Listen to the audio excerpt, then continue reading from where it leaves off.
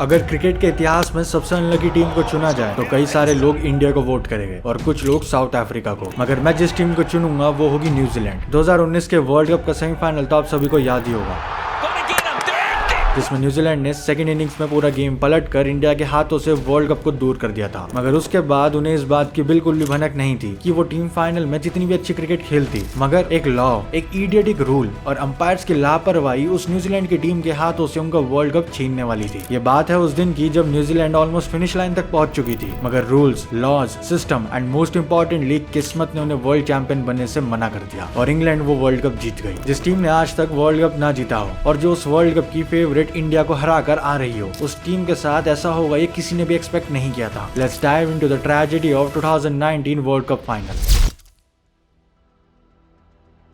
Indian team पिछले 11 साल से एक भी आईसीसी ट्रॉफी नहीं जीती है और इसी के चलते हम इंडियन टीम को काफी क्रिटिसाइज भी करते हैं। बट अगर वर्ल्ड कप हिस्ट्री में देखा जाए तो न्यूजीलैंड की टीम भी कम अनलकी नहीं रही है। न्यूजीलैंड क्रिकेट टीम को शुरू से ही वर्ल्ड कप नॉकआउट्स में हार ही मिली है। अगर हम 2019 के वर्ल्ड कप से पहले देखें तो न्यूजीलैंड की टीम 6 बार सेमीफाइनल में हार चुकी है और एक बार फाइनल में। 2015 के वर्ल्ड कप में तो न्यूजीलैंड पे मौका भी था वर्ल्ड कप को जीतने का, मगर उस वर्ल्ड कप की फेवरेट एंड को होस्ट ऑस्ट्रेलिया ने उस पर पानी फेर दिया। इसलिए न्यूजीलैंड की टीम एंड उनके फैंस ने ऑलरेडी काफी बार हार्ट ब्रेक विटनेस करे हैं। 2019 के वर्ल्ड कप में न्यूजीलैंड की टीम की जर्नी स्ट्रेट फॉरवर्ड कभी नहीं थी। न्यूजीलैंड ने अपने खेले गए 9 लीग मैचेस में से 5 में जीत दर्ज करी थी और 3 में हार। एक मैच जो कि उनका इंडिया के खिलाफ था वो बारिश के कारण वॉश्ड आउट हो गया, तो उन्हें at the end of the league stages total 11 points मिले थे। मगर इंटरेस्टिंगली पाकिस्तान के भी सेम पॉइंट्स थे उस वर्ल्ड कप में, लेकिन उनका नेट रन रेट कम होने के कारण they finished at 5th position while New Zealand finished at 4th। इतना सब कुछ होने के बावजूद 2019 का सेमीफाइनल जीतकर वो टीम फाइनल में इंग्लैंड के खिलाफ खड़ी थी। अपने पहले वर्ल्ड कप की आस लगाए लाखों न्यूजीलैंड के फैंस इसी उम्मीद में थे कि काश वो फाइनल न्यूजीलैंड जीत जाए। इसका सबसे बड़ा कारण था 2019 के वर्ल्ड कप का वो सेमीफाइनल, जिसमें न्यूजीलैंड ने गेम में पीछे होने के बावजूद उस मैच में वापसी करके इंडिया को हरा दिया था, जो कि उस वर्ल्ड कप की सबसे मजबूत टीम नजर आ रही थी। बस इसी जज्बे और हौसले को लेकर न्यूजीलैंड क्रिकेट टीम चल पड़ी फाइनल खेलने। न्यूजीलैंड अपना second consecutive world cup final खेल रही थी। सभी क्रिकेट एक्सपर्ट्स की माने तो जैसा परफॉर्म उन्होंने सेमीफाइनल में किया था, अगर वैसे ही वे उस मैच में करे तो उनसे जीत एंड वर्ल्ड कप ज्यादा दूर नहीं था। टॉस होता है और टॉस जीत के न्यूजीलैंड बैटिंग का डिसाइड करती है। अब ये डिसीजन उनका कितना सही था या फिर गलत, इसका हमें कुछ घंटों में पता लगने वाला था। हेनरी निकल्स ने जोरदार ओपनिंग शुरुआत करी। कप्टिल के अर्ली विकेट गिरने के बाद भी निकल्स और विलियमसन ने पार्टनरशिप जमाई रखी, लेकिन अच्छी शुरुआत होने के बावजूद हेनरी निकल्स की विकेट के बाद और भी विकेट्स गिरे, जिसकी वजह से बैटिंग का पेस स्लो डाउन हो गया एंड धीरे धीरे विकेट्स गिरते जा रहे थे। क्रिस वोक्स और लियम प्लंकेट ने 3-3 विकेट ले लिए, पर इवेंचुअली पूरी न्यूजीलैंड की टीम 50 ओवर के बाद 241 का टोटल ही बना पाई। अब ये टोटल उनके लिए डिफेंड करना इतना आसान काम नहीं था। ऐसे ही similar total New Zealand team semifinal में भी डिफेंड करके आ रही थी, मगर उस मैच में कंडीशंस वर टोटली डिफरेंट। तो इस मैच में भी वो टीम इससे डिफेंड कर लेगी इतनी आसानी से, इसकी कोई गारंटी नहीं थी और इंग्लैंड की इनिंग्स कुछ खास तेज चालू नहीं हुई। जेसन रॉय केवल 17 रन्स पर आउट हो गए। लॉकी फर्गसन ने जॉनी बेयरस्टो और इंग्लैंड टीम के कप्तान ऑयन मॉर्गन के इंपॉर्टेंट विकेट्स लिए और इंग्लैंड के केवल 86 रन पर 4 विकेट गिर चुके थे। लेकिन फिर बेन स्टोक्स और जॉस बटलर मैदान पर उतरते हैं और ऐसा कमबैक दिखाते हैं जो कि क्रिकेट हिस्ट्री में कभी भूला नहीं जाएगा। वे दोनों मिलकर बाउंड्री पे बाउंड्री मारते गए और उन्होंने पूरी इनिंग्स को संभाला। लेकिन फिर 45th ओवर में लॉकी फर्गसन ने जॉस बटलर की इंपॉर्टेंट विकेट लेकर मैच के पूरी डायरेक्शन को बदल दिया। इसके बाद इंग्लैंड की तरफ से टेल एंडर आने लगे, लेकिन बेन स्टोक्स एक छोर पर टिके हुए थे। फिर मैच पहुंचती है लास्ट ओवर तक। अब इंग्लैंड को चाहिए थे 6 बॉलों में 15 run. On the very first 2 balls Trent Boult nailed it. दोनों के दोनों बॉल्स डॉट जाते हैं। अब स्टोक्स पर प्रेशर बढ़ रहा था। Since the start of the tournament England ने एक भी वर्ल्ड कप नहीं जीता था और अब सारी जिम्मेदारी बेन स्टोक्स के हाथों में थी। तीसरी बॉल ट्रेंट बोल्ट थोड़ी बाहर डालते हैं और स्टोक्स इसका पूरा एडवांटेज लेते हुए स्टैंड्स में डिलीवर कर देते हैं।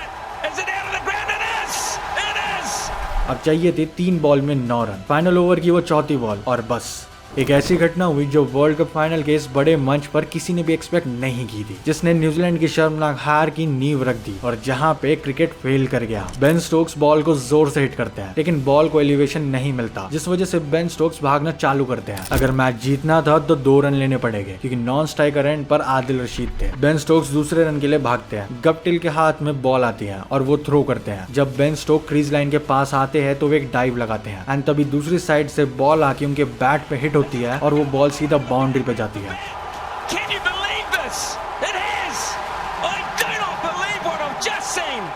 न्यूजीलैंड के लिए बुरी खबर ये नहीं थी कि बेन स्टोक्स ने 2 रन कंप्लीट कर लिया, पर ये थी कि उस बॉल पर इंग्लैंड की टीम को 2 नहीं बल्कि 6 रन दिए जाते हैं। This is one of the most controversial moments in the entire history of cricket. उस टाइम पर सभी फैंस एंड प्लेयर्स शॉक में थे। इसके बाद अगली बॉल स्टोक्स के पैरों में यॉर्कर आती है और वो डबल के लिए भागते हैं, पर unfortunately ball non striker end पर थ्रो होती है और आदिल रशीद रन आउट हो जाते हैं। अब न्यूजीलैंड को जीतने के लिए चाहिए थे केवल 2 रन, वो भी सिर्फ एक बॉल में। ट्रेंट बोल्ट लास्ट बॉल डालते हैं, स्टोक्स बॉल को ऑन साइड की तरफ पुश करते हैं और डबल के लिए भागते हैं, पर नॉन स्ट्राइकर एंड पर बोल्ट मार्क वुड को रन आउट कर देते हैं एंड इंग्लैंड की इनिंग्स वहां पर खत्म हो जाती है। लेकिन स्कोर टाई हो चुका था। इसका मतलब ये था कि 2019 का world cup final match super over तक जा चुका था। इसके बाद होता है उस फाइनल का सुपर ओवर, जिसमें इंग्लैंड पहले बैटिंग करने आती है और उस सुपर ओवर में 15 रन बना देती है, और फिर जब न्यूजीलैंड बैटिंग करने आती है तब उन्हें उस वर्ल्ड कप को जीतने के लिए उस 16 रन का टारगेट चेस करना था। अब यहाँ पर एक बड़ी प्रॉब्लम अराइज होती है, जो कि ये थी कि अगर वो सुपर ओवर टाई भी हो जाता है then due to the boundary count rule England वो मैच ऑटोमेटिकली जीत जाएगी। उस मैच में रूल्स ने सारा खेल पलट के रख दिया था। सुपर ओवर टाई होता है तो कोई बात नहीं, हम एक घटिया से बाउंड्री काउंट रूल की वजह से दोबारा सुपर ओवर नहीं करेंगे, वो भी एक वर्ल्ड कप फाइनल जैसे इंपॉर्टेंट मैच में। उस बाउंड्री काउंट रूल के अकॉर्डिंग जिस टीम ने ज्यादा बाउंड्री स्कोर करी होगी वो टीम ये मैच को जीत जाएगी। एंड उस सुपर ओवर से पहले तक न्यूजीलैंड के 16 बाउंड्रीज थी और इंग्लैंड की 24। मतलब कि न्यूजीलैंड को अब बस ये 16 रन का टारगेट चेस करना था, क्योंकि यही एक उम्मीद थी उनके वर्ल्ड कप को जीतने के लिए। अगर ये सुपर ओवर गलती से टाई होता है तो इंग्लैंड ऑलरेडी जीत जाएगी। इसके बाद न्यूजीलैंड बैटिंग करने आती है और बॉलिंग कर रहे थे Jofra Archer. Jimmy Neesham strike पर थे। फर्स्ट बॉल वाइड होती है और फर्स्ट लीगल बॉल पर नीशम 2 रन ले लेते हैं। देन सेकंड बॉल पे नीशम ने 6 मार दिया। देन नेक्स्ट 3 बॉल्स पे 5 रन स्कोर हुए। लास्ट बॉल पे जीतने के लिए 2 रन चाहिए थे और स्ट्राइक पर थे गप्टिल। सुपर ओवर की वो लास्ट बॉल, आर्चर की एक कमाल की यॉर्कर। गप्टिल और नीशम पहला रन कंप्लीट कर लेते हैं, बट गप्टिल सेकंड रन लेते हुए रन आउट हो जाते हैं एंड इंग्लैंड वो 2019 का वर्ल्ड कप जीत जाता है। न्यूजीलैंड ने वो सुपर ओवर भी ड्रॉ कर लिया, बट भले ही मैच ड्रॉ हुआ लेकिन टाई नहीं हुआ। इंग्लैंड ने न्यूजीलैंड से ज्यादा बाउंड्रीज हिट करी थी और उसी कारण उस दिन लाखों न्यूजीलैंड क्रिकेट फैंस का दिल टूट गया। वेल, जैसे ही ये सुपर ओवर खत्म हुआ and England world cup winner बना तो सभी क्रिकेट एक्सपर्ट्स से लेकर फैंस तक पता चल चुका था कि ये जीत इंग्लैंड की नहीं हुई है और ना ही क्रिकेट की। मैच टाई हुआ, मगर फिर भी एक सिस्टम एंड रूल की वजह से एक टीम जो कि वर्ल्ड कप जीतने की दहलीज पर खड़ी थी उस टीम से वर्ल्ड कप को छीन लिया गया। आप सभी को पता चल ही चुका होगा कि इन सब की शुरुआत 50th ओवर की 4th बॉल से ही हो चुकी थी, जब गप्टिल का वो थ्रो बेन स्टोक्स के बैट से लगकर 4 के लिए चला जाता है। सी, यहाँ पर बेन स्टोक्स की कोई गलती नहीं है, एज वो इंटेंशनली बॉल के सामने नहीं आया। ये साफ साफ दिखाई पड़ता है कि वो एक एक्सीडेंट ही था एंड ऐसा कुछ क्रिकेट में होता रहता है। मगर शॉकिंग ये था कि उसके 6 रन कैसे मिल गए, और इससे भी बड़ा सवाल, क्या बेन स्टोक्स को एक्चुअल में स्ट्राइक पे होना चाहिए था? लॉ 19.8 कहता है the run should have counted if the batsman had crossed at the instant of the throw. जब गप्टिल ने थ्रो फेंका तो बेन स्टोक्स ने स्ट्राइक को क्रॉस नहीं किया था। इसका मतलब 6 नहीं बल्कि 5 रन कंसीड होने चाहिए थे, और हमें ऑलरेडी पता है कि उस मैच में एक रन की कितनी वैल्यू थी। And more importantly Ben Stokes को नॉन स्ट्राइकर एंड पर होना चाहिए था, ना कि स्ट्राइकर एंड पे, यानी आदिल रशीद को स्ट्राइक मिलती और उन्हें ही वो लास्ट के 2 बॉल्स फेस करनी पड़ती। और जिस बॉलर ने बेन स्टोक्स को आखिरी ओवर में स्ट्रगल करवा दिया वो ट्रेंट बोल्ट आदिल रशीद का क्या हाल करते ये हम सबको पता ही है। बट आखिर ऐसा हुआ कैसे कि कुमार धर्मसेना जो कि उस मैच में अंपायरिंग कर रहे थे उन्होंने गलत डिसीजन दे दिए, या फिर कहीं ये तो नहीं होगा कि वे रूल्स ही भूल गए हो। उस फाइनल मैच के 1 हफ्ते बाद ESPN क्रिकेट इन्फो ने उस मैच के अंपायर कुमार धर्मसेना से रिलेटेड एक आर्टिकल डाला, जिसमें कुमार धर्मसेना ने साफ साफ इस कंट्रोवर्सी पे पर्दा डाल दिया और उन्होंने एक स्टेटमेंट भी दी जिसमें उन्होंने कहा I will never regret the decision I made. उन्होंने उस पूरे स्टेटमेंट में बताया कि उन्हें इस बात का रिग्रेट नहीं है कि उन्होंने 5 की बजाय 6 रन दिए थे, और आगे ये भी बताया कि बीइंग एन अंपायर उन्हें उस प्रेशर वाली सिचुएशन में काफी चीजों का ध्यान रखना होता है। फील्डर थ्रो कैसे फेंक रहा है, कहां से फेंक रहा है, थ्रो नॉन स्ट्राइकर एंड पर आ रही है या फिर स्ट्राइकर एंड पे एंड एक्सेट्रा। इन सब के बीच वो इस चीज का ध्यान रखना भूल गए कि बैट्समैन ने एक दूसरे को क्रॉस करा भी या नहीं। इन सब के चलते कुमार धर्मसेना ने लेग अंपायर से डिस्कस करा और उन दोनों ने अज्यूम कर लिया